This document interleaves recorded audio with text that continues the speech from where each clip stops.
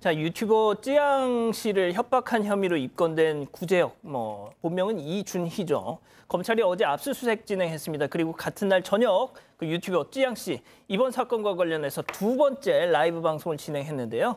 자, 체크포인트 짚어보죠. 100배 심각한 내용. 자, 구제혁은 기자들 앞에서 기억하시겠지만 저는 쯔양 협박한 적 없어요 그랬죠. 그런데 쯔양 씨는 이런 영상을 공개했습니다. 보시죠.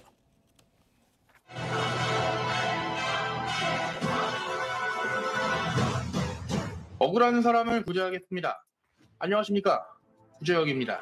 제가 예전에 쯔양과 관련된 영상을 올린 적이 있습니다.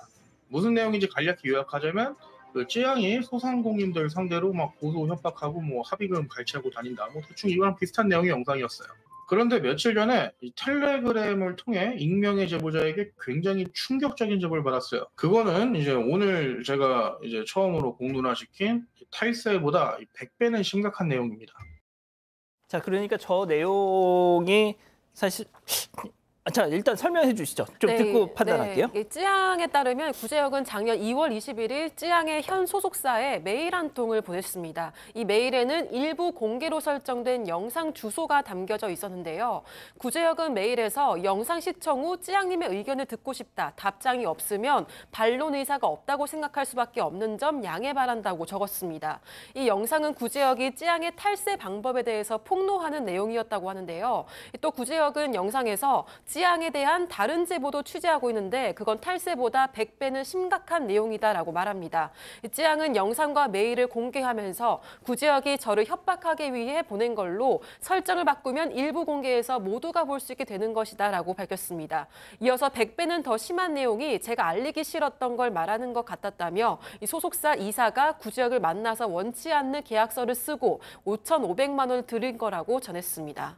자, 박 변호사님 그거예요. 그러니까 제가 이런 걸 보도했는데 보도하지 않은 거 100배 심각한 걸 더 알고 있는데 이러면서 계속 흔들어. 이거 협박이에요, 아니에요? 이건 누가 봐도 협박이죠. 협박을 법률 용어로는 해악의 고지라고 그럽니다. 불이익을 알리겠다고 하는 거를 협박이라고 해요. 그걸 통해서 돈을 받으면 공갈죄가 되는 거고. 협박이네. 협박이죠. 그거 겁나고 쯔양 같은 유명 인사 또 그리고 세금 얘기도 하고 있기 때문에 당연히 부담스럽다고 봐야 될 것 같고요.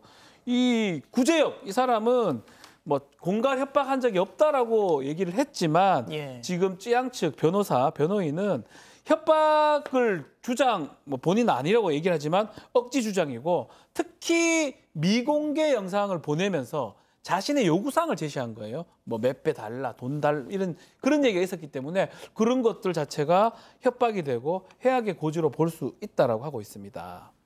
자, 일단 그 탈세 있잖아요. 팀장님, 그게 그러면은 사실입니까, 아닙니까? 거기에 이제 쯔양의 변호사는 요거 되게 주장입니다. 그 주장은 뭐냐면은 당시 쯔양 같은 경우는 회사 자금 관리도 알 수가 없고 또 정산도 제대로 되지 않았기 때문에 비용 처리도 몰랐다는 얘기고요. 쉽게 말해서 전 소속사 대표가 돈 쓰라면 쓰고 쓰지 말라면 쓰지 않고 이렇게 했고 만약에 그 탈세 문제는 쯔양과 관계가 없다. 이거는 전 소속사 대표하고 세무사하고 관련된 일이기 때문에 나는 모른다는 얘기고요. 그리고 또 만약에 탈세를 해서 고발이 된다고 한다면 나 성실하게 조사 받을게. 내가 잘못한 게 없으니까 이렇게 나왔고요. 그런데 증거를 이렇게 공개한 이유가 있습니다. 왜냐하면 저렇게 이런 얘기 저런 얘기 나오고 저렇게 허위 진술을 하기 때문에 혹시라도 가족 같은 직원들이 제 2차 피해를 볼까 봐서 그렇게 해서 이게 공개를 했다고 하는데 그러면서 이제 아마 눈물을 흘리지 않으려고 노력했는데 저 공개를 하면서 아마 눈물을 많이 흘렸다고 하는데 쯔양 입장에서는 많이 상처를 입은 것 같습니다. 자, 이 탈세든 100배 더 심한 내용이든 구제혁이라는 사람은 그럼 그 내용을 누구한테서 얻은 걸까요? 자, 쯔양 씨가 어제 라이브 방송을 통해서 충격적인 사실을 알게 됐다면서 구제혁과 한 변호사의 이 대화 녹취를 공개했습니다. 들어보시죠. 예, 변호사님. 아유, 오랜만입니다. 네네네. 이게 하셔도 되고 안 하셔도 되는데. 네네네. 정보 제공 측면에서. 네네네. 있는데, 이건 저도 이거 듣고 좀 충격이었긴 한데 예전에 쯔양이 유흥업소 거기서 일했던 것 같더라고요. 룸사롱? 그런 게 자기들이 내용 증명 주고받는데 네. 제가 이제 봤거든. 서로 주고받고 주고받고. 제가 정보만 드리는 거죠. 정보만 드리고 뭐 그 판단은 이제 구정님이 하면 되는 거니까. 누구예요, 이 변호사? 네, 정말 놀랍네요. 네, 이런 변호사를 저도 본 적은 없어서 이 변호사 누구냐면 그 찌양의 한때 남자친구라고 불리죠. 전 소속사의 전담 변호사였다고 합니다. 근데 익명의 어떤 제보자분이 찌양에게 지금 이 변호사와 구제역의 통화 내용을 지금 줬어요. 녹음 파일을 보냈습니다. 그래서 지금 저희도 다 들어볼 수 있는데 정말 찌양도 설마 변호사가 이런 일을 할까 설마 했다고 해요. 왜냐하면 정말 변호사라면 정말 윤리의식에 투철해야 하잖아요. 근데 예. 최소한의 윤리도 저버리고 전 의뢰인이 가지고 있던 그런 어떤 비밀 그런 자료를 가지고 찌양을 협박한 거죠. 전 소속사 대표의 변호사였기 때문에 찌양의 어떤 그 비밀들을 잘 알았을 건데 그거를 구제역한테 보내서 그냥 뭐 협박을 하라라고 부추긴 거나 마찬가지로 보입니다. 자, 이게 자, 박 변호사님. 예. 변호사가 저런 짓 할 수 있습니까? 처음 봅니다.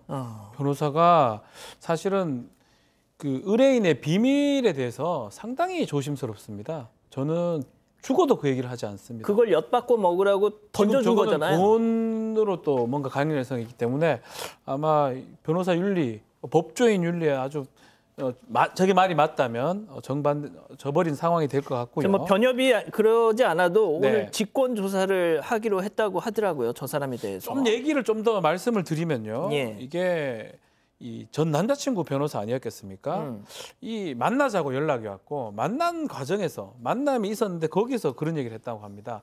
자신이 방향제하고 탈취제 사업을 하는데 조금 도와줄 수 있느냐? 왜 쯔양이 워낙 유명하니까 광고로 할 수 있느냐라고 얘기를 했다고 하고요. 쯔양 입장에서는 채널 성격 안 맞으니까 거절을 했다라고 해요. 뭐 이런 얘기하면서 또 뭐 놀라운 게 뭐 장관하고 싶다. 제품 좀 뿌려주면 좋지 않느냐.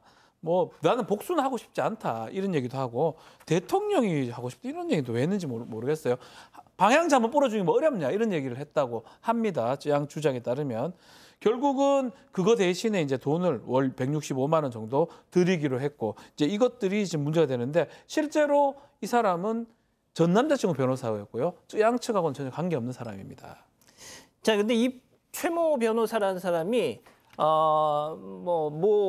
그냥 얘기할게요. 파이낸셜 뉴스라는 언론사의 기자로도 있었습니다. 겸업을 했어요. 자, 그런데 기자이며 변호사였는데 세상에 이런 짓을 했습니다. 그런데 또 기자로 있으면서 쓴 글 중에 어떻게 보면 이번 쯔양 씨 관련된 이슈도 있었더라고요. 네, 맞습니다. 지난 15일 최 변호사는 유명인의 과거를 폭로한다면 명예훼손 성립할까? 이런 제목의 기사를 작성했습니다. 기사에는 비난 댓글이 쇄도했는데요. 인생 그렇게 살지 마라. 사람의 탈을 쓰고 어떻게 그러냐. 어디 가서 사람이라고 하지 마세요와 같은 댓글들이 달렸습니다. 최 변호사는 몇몇 매체와의 인터뷰를 통해서 자료를 전달한 건 내가 아니라 의뢰인이었다. 나는 중간에서 다리 역할만 했을 뿐이라며 변호사는 의뢰인의 의사결정 없이 독단으로 결정할 수 있는 일이 없다라고 해명을 했습니다. 그러면서 자신의 행동이 법에 저촉되지 않는다는 점도 강조했는데요. 제보 내용을 구제역에게 전달한 건 확인해보라는 취지였지 이게 사실이라고 준 건 아니었다. 아울러 구제역한테만 전달했기 때문에 공연성 역시 없다. 이렇게 주장을 펼쳤습니다. 박 변호사님 진짜 그래요? 아니요. 줄 수가 없고요. 이거는 형사처벌 얘기하기 전에 변호사의 기본적인 윤리자, 기본적인 의무입니다. 제가 의뢰인한테 받았던 정보라든지 이런 것들을 형사처벌도 가능해요. 업무상 비밀 누설죄로. 이거는 사실은 납득하기 어렵습니다. 오늘 양지열 변호사님도 한 라디오 방송에 나와서 이 사람 얘기를 다뤘는데 박 변호사님하고 똑같은 얘기 하셨습니다. 자, 그리고 쯔양 씨가 라이브 방송을 통해서 또 다른 의혹에 대해서도 해명을 했습니다. 들어보시죠. 저는 일단 아까 통화 내용에 나왔던 뭐 조건 만남 막 그런 말도 안 되는 얘기는 절대 하지 않았고요. 그 허위 사실을 제보한 여성은 제 추측으로는 대학 동기인데 제가 휴학 후 진짜 정말 잠깐 살았었거든요. 저의 사생활에 대해서 구체적으로 아는 것도 절대 없고 제 과거에 대해서 제가 자세히 얘기한 적조차 없었어요. 자, 박 교수님. 네, 정말 많은 사람들이 찌양을 괴롭혔네요. 어떤 여성 2명이 찌양을 협박해서 3년 동안 2억 1,600만 원 정도를 또 받아갔다라는 거고요. 아유. 지금 고소를 했습니다. 그리고 찌양 조건 만남이나 2차 등은 절대 사실이 아니다라고 밝히고 있습니다. 그렇군요.